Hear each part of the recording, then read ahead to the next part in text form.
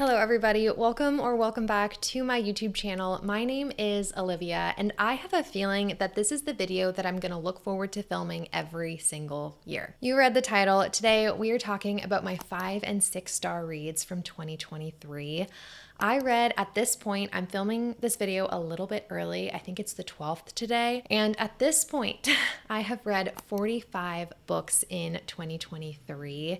And out of 45 books, I have given 7 5 and 6 star ratings. So I think that does make me a little bit picky. I think you let me know, but I'm pretty sure that means that I'm picky with what I give my 5-star ratings to. And so I'm really excited to share with you guys the books that just brought me so much joy this year.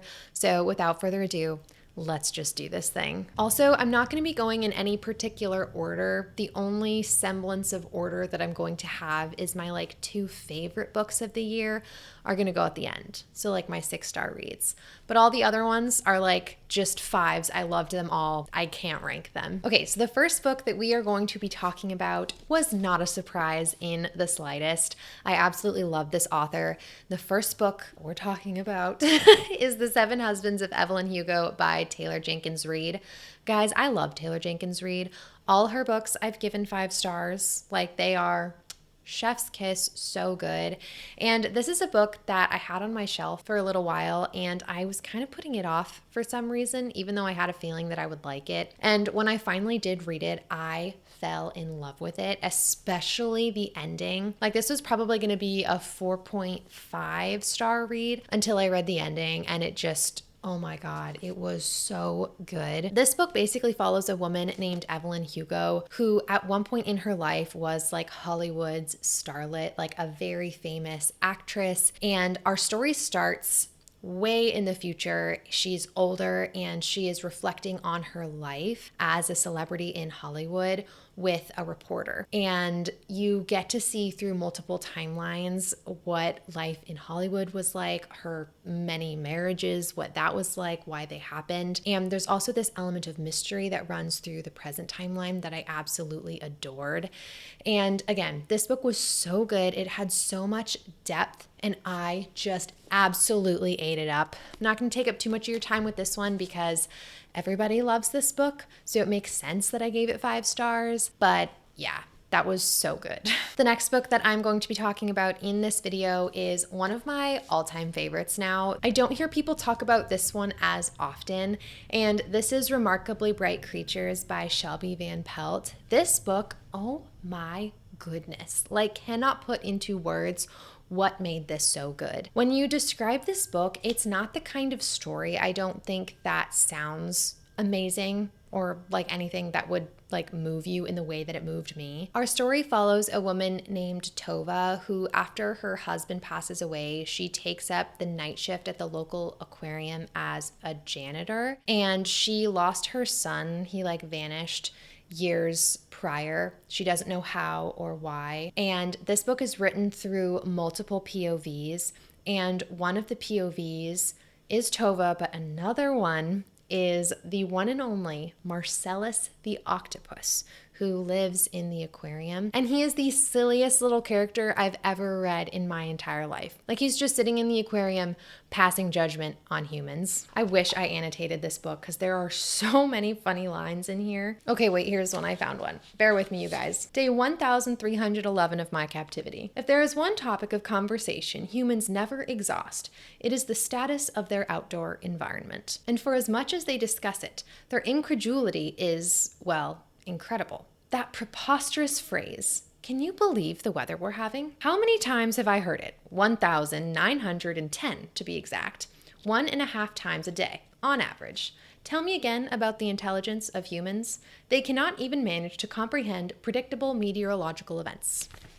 You tell him, Marcellus, you tell him. It's fun going a little bit more in depth in this video. I'm enjoying it. Next up, we have 2 books that go together, and they're also right smack in the middle of a book series, so I'm not going to dive into them too much, but 2 books that I gave 5 and honestly 6-star reviews of are A Court of Mist and Fury and A Court of Wings and Ruin from the Acatar series. This is the second and third book in that series. This is kind of like a romance heavy-ish book, and this book is like a politics and war heavy book. And to me, this was like a 5 and this was like a 6. Like, I just absolutely loved these books so much.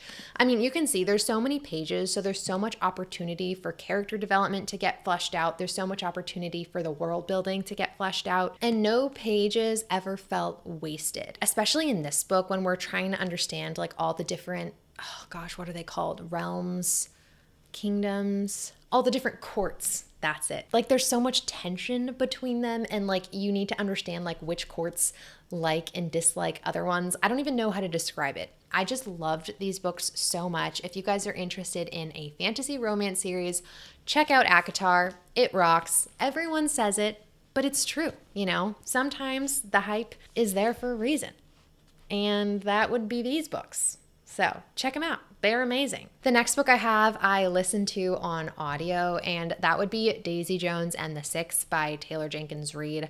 I actually didn't realize until right now that Taylor Jenkins Reid is making it not once but twice in this video, which I'm not surprised. Her books are amazing. If you guys are ever considering trying to get into I almost said fantasy. If you're trying to get into fiction, I understand that for a lot of people, there's not these elements of like magic or romance necessarily. It can be really hard to start something that just is about like the simplicity and beauty of life, right? Without these other things going on. And I feel like Taylor Jenkins Reid does a perfect job writing addictive fiction. Daisy Jones and the Six follows a band, like the forming of this band, and each of the bandmates gets interviewed, if that makes sense. So it's written in like an interview style. And at least in the audio version, there's different actors for each of the characters. And so it's an incredibly immersive experience. I felt like I really understood who each of the characters were. And at least to me, they felt so real. Right? Like, oh my goodness, they felt like people in my life. Literally was crying at the end, which isn't saying much for me. I cry a lot during books, I won't lie to you guys. But this book, again, was just absolutely exceptional. Like, loved it so much. If you're looking for an easy fiction book that's going to speak to your soul, go check it out. We're at the last 2 books, guys. This is so fun. So these 2 books are what I'm considering like my absolute top tier of 2023. Like, these books are now some of my favorite books that I've ever read in my entire life, and I will make it my personal mission to make all of you read them. And they are actually both romance books, which I don't know if that's surprising or not. I love romance books, so yeah. But the first one that we're going to be talking about is Love and Other Words by Christina Lauren. I am a little bit late to this train. This book came out kind of a while ago now, and I just wanted to make sure that I read it during a time in my life where I could really just love it and appreciate it, and I absolutely did. I read it at the beginning of this year. This is a second chance romance, and I eat up second chance romance. Like, it has got to be my favorite romance trope. The characters in this book, Macy and Elliot, grew up together as kids. Macy would go to this like house on the lake, or like cabin house, and Elliot's family lived next door. And so she would go there every summer or throughout the year and connect with Elliot. And it's the sweetest thing. They like read together and again, just grow up together and fall in love together. And it's just so heartwarming. But in the present timeline, they haven't spoken in, is it 10 years, 11 years? They haven't spoken in a while. And they reconnect, obviously, and you are trying to figure out what happened. And there was just something about their love story. It was the sweetest thing ever. And again, it just spoke to my soul so deeply. Again, bawled my eyes out at the end of this book. It was so good. I'm going to make it my personal mission to reread this in 2024. I don't know when, but I just like need to feel these feelings again. And I also want to just like write all over it and annotate it, because again, sometimes you just don't know which books are going to be amazing until you're already halfway through them. So yeah, Love and Other Words. Please go read it. Tell all your friends to read it. Tell your dog to read it. I don't care. It was just so good. And then the last book, if you guys have been subscribed on my channel for a little while, you know that my favorite book of 2023 of all time potentially was Happy Place by Emily Henry. This was 5 stars, 10 stars, 1,000 stars, literally all of the stars I could potentially give it, I will. This book is a romance book, but it has a lot of elements of fiction. It feels like so much more than a romance book, and it's another second chance. Who's surprised? Not me. And the book follows our main girl named Harriet and our main guy named Wynne. And we have 2 timelines. The first timeline being them pretty much just falling in love during college. And the present timeline, they are on a trip, an annual trip that they go on with their friends every single year. And Harriet and Wynne have broken off an engagement, but their friends don't know about it. It sounds weird, but like they basically hadn't told their friends about the fact that they'd broken up, and they didn't want to hurt their friends because they didn't tell them, if that makes sense. Like they didn't want to hurt their feelings that they didn't tell them that the engagement was broken off. I don't know if I'm explaining this well, but they fake date.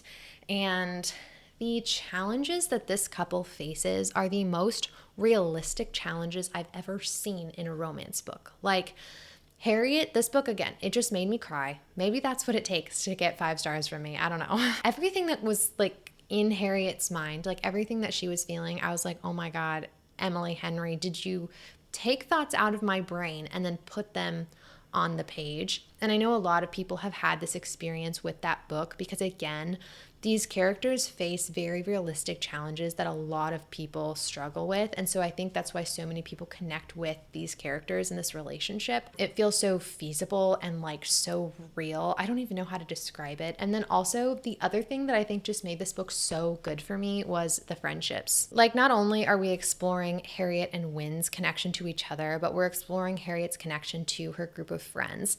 And to me, as someone like in my 20s, this was just so special to me. Friendships are so important. Relationships are so important. And I just felt so seen and so loved.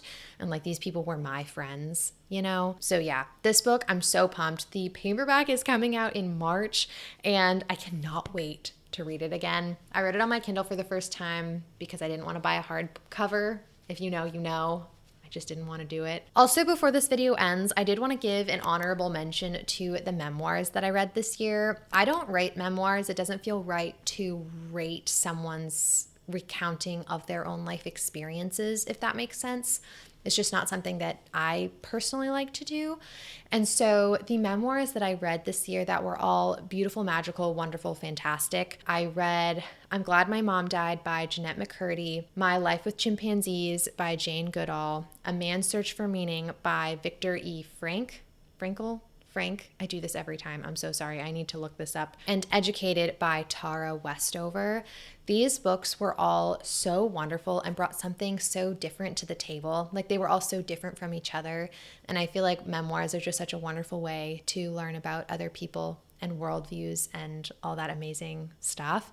So yeah, those, I don't give like ratings to like nonfiction and memoirs, but if I did, they would likely make it into this video. So yeah, just wanted to give a quick shout out to those. Okay, everybody, those were my 5 and 6 star reads of 2023.